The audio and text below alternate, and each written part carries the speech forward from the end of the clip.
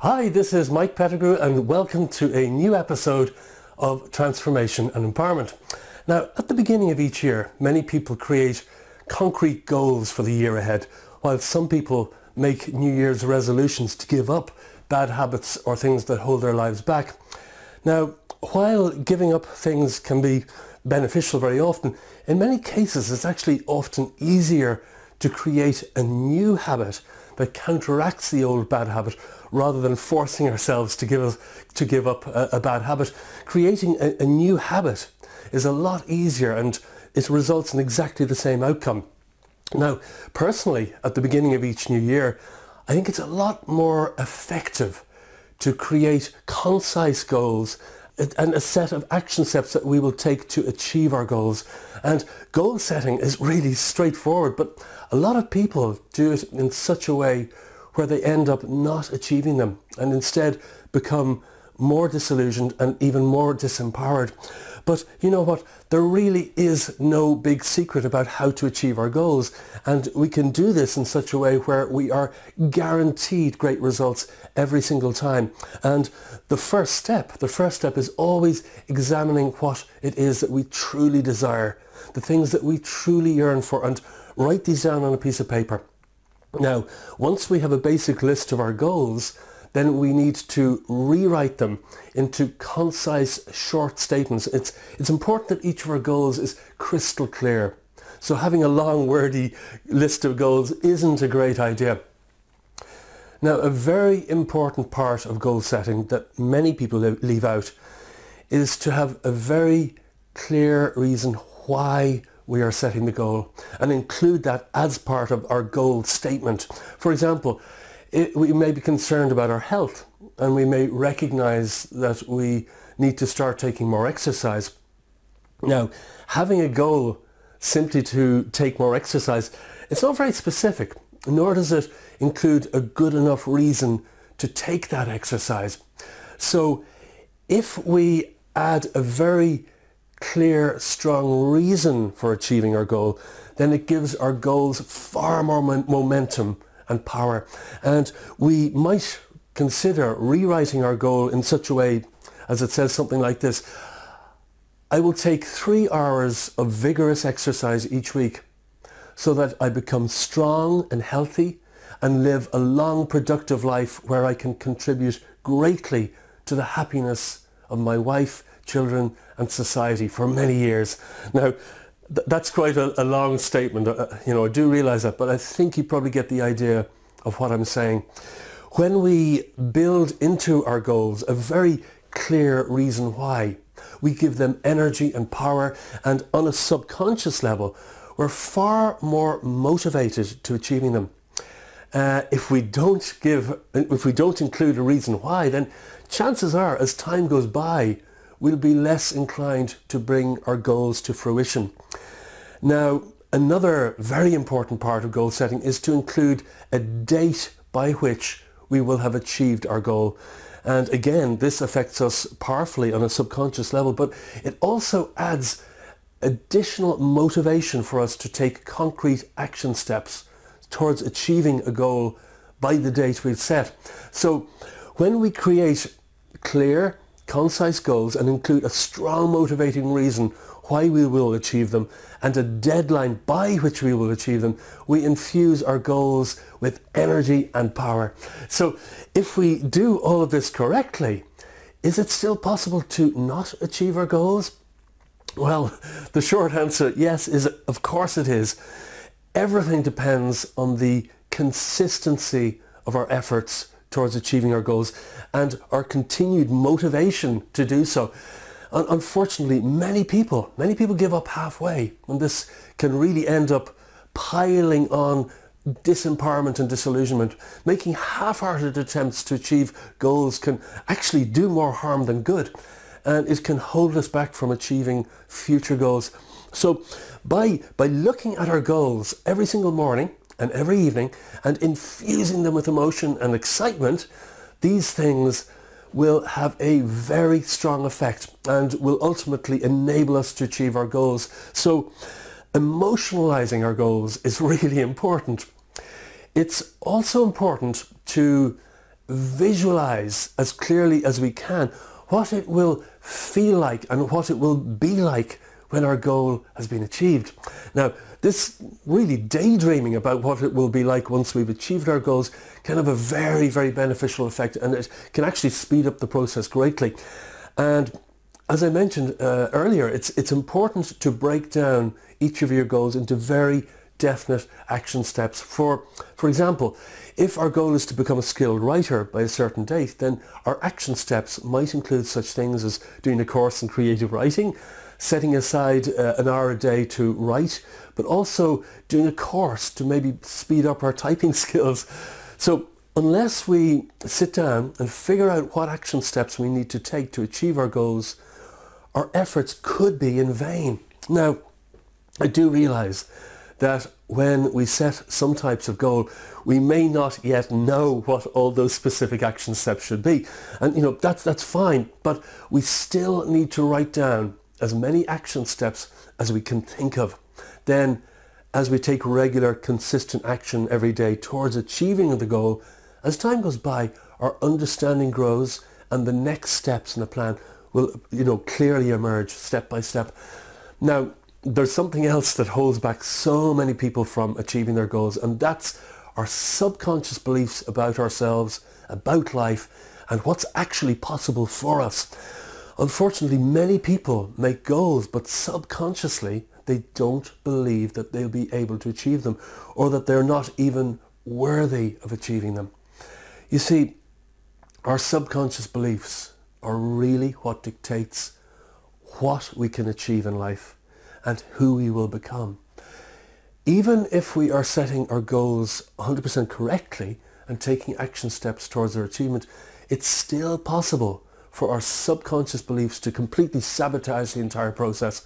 And this is something that stops most people from achieving their heart's desire. We all have subconscious beliefs that sabotage the things that we try to achieve in life. It's a fact. And we build up these beliefs through the conditioning we receive while growing up, painful experiences that we go through, and by believing all sorts of incorrect things that society and the media tell us. So how do we reprogram our subconscious mind so that we can achieve our goals? Well, if we have a goal to run a marathon in 2 months' time, and if we're currently very overweight, then achieving such a goal could be quite challenging, to say the least. Firstly, we need to get fit and lose weight and possibly change how we eat. We may also have strong subconscious beliefs that tell us that such a goal is completely impossible. So if you're making a goal that will change your life dramatically in some way, then it's often much better to gradually stretch the limits of your subconscious beliefs. And in the case of running a marathon, it might be better to set the goal to run a marathon in 6 months' time rather than 2 months. You see, what we believe deep down is what will really determine whether or not we can achieve something. We need to gradually increase the limits of our beliefs. We can't just very easily do it all at once, especially if our goal is really big. Another example might be determining to make $1 million within 1 year. And if we've never earned more than $100,000 in a single year, then making such a determination really could be just stretching the limits of our subconscious belief a bit too much. So it might be better to make a goal of achieving $150,000 or $200,000 in the next year, and then later, after we've achieved that goal, and as a result of the empowerment that comes from achieving such a goal, we can then make an even bigger goal. So it's really important to gradually stretch the limits of our inner beliefs, because when we do this, we are far more likely to have much greater successes. If you just set dramatic, huge goals for yourself without having achieved such things ever before, then in many cases you'll end up disappointed and disillusioned and even disempowered. So, as I said earlier, this can actually have an even greater negative effect on future goal setting. Now, back in 2002, I had a rather dramatic experience that showed me the true power of determination. And had I made this determination 6 months earlier, I would have had no hope of achieving it, simply because the limits of my belief were much, much smaller back then. You see, during 2002, I was on radio and TV many times speaking about the scientific evidence for life after death, and it's a topic that's very close to my heart. And when you've learned a lot about a subject that can help many people, I believe it's your duty to share that knowledge and understanding. I believe it's a crime to learn all sorts of things that can help people dramatically and to never share them with anyone. Now, anyway, as I was saying, I was on radio and TV a lot during that year, and towards the end of September 2002, I made a very spontaneous and very deep determination. In fact, it was more than a determination. It was a vow, a 100% commitment to the universe. And I vowed that within the next month, I would positively affect the lives of more than 280,000 people. In fact, I made this vow totally spontaneously, without even thinking about it. It absolutely came from the core of my being, the depths of my being. And to be honest, I was shocked when I made such a huge commitment, and my immediate thought was, how am I going to do this? This is impossible. But then I realized I'd already been making quite a difference in radio and TV interviews, and that such a goal really was possible, providing I did the right things. And it turns out that I didn't have to do anything, because the very next day I got a phone call from Ireland's most popular talk radio programme, and they'd heard about my work and they wanted to interview me. And the interview went really well. I was told that I'd only have 5 minutes to speak, but the interview went on for almost an hour, and it actually became one of that show's top 10 most popular interviews of all time. Now, as I say, making such a huge determination would have been impossible 6 months before. But however, gradually, by gaining confidence in my abilities, I was able to make such a huge determination.